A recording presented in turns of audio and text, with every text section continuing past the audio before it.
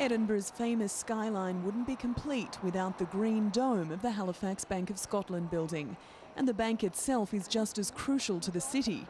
But HBOS is a major casualty of the credit crunch and facing takeover. The Royal Bank of Scotland is also feeling the pinch. Two of the city's biggest employers, they must cut costs. Up to 10,000 jobs could be in the firing line.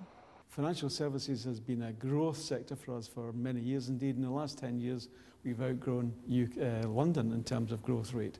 So there is an impact here when we've seen this contraction of financial services, particularly in the banking sector. The announcements by HBOS and RBS and so on, and the merger between HBOS and Lloyds, these are going to make some dramatic differences to the city. And it could have a direct impact on these university business students. When they began their degrees, Edinburgh's financial services industry was booming. Now they'll face increasingly tougher competition on the job front. It'd be a little bit more difficult to find a job in Edinburgh if you wanted to stay here. There probably will be some jobs, but I mean, I was always fairly open about moving anywhere, and my wife's pretty much the same.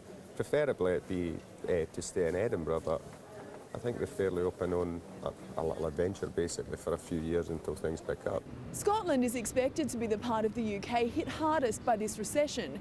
In a worst case scenario, some economists predict 1 in every 50 people could lose their jobs.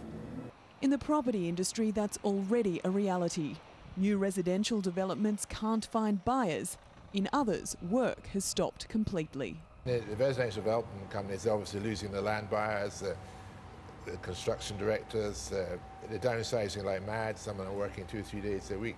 And it's all the people who work with developers, the architects, the quantity surveyors, the sales staff, a lot of them are being made redundant.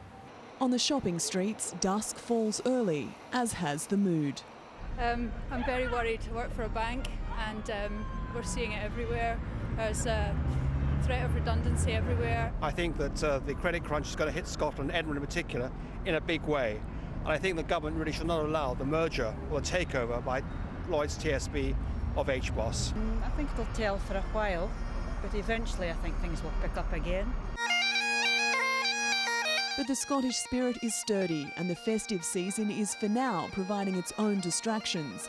But when Edinburgh rings in the new year with its famous Hogmanay celebrations, it may also have to face a new financial reality. Jayne Azzopardi, Al Jazeera, Edinburgh.